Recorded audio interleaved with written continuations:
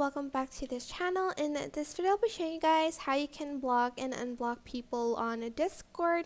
It is actually super simple. You're just going to go to their profile here, right click, or like if you're on their like view profile, select this bit right here, the three dots, and select block, or right click here and block the person.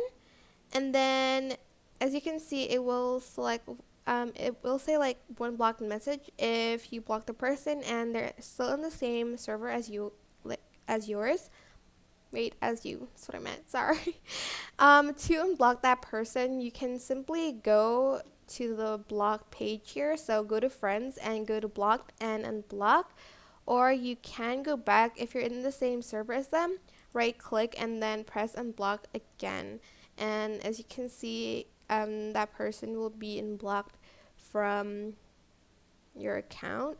But that's basically it. Super simple. I hope this tutorial was helpful for you guys. Don't forget to like, comment, share, and also subscribe to this channel if you haven't done that already. If you have any questions, just leave it in the comment section down below and I'll try my best to answer them all for you guys. Thank you so much for watching. Bye!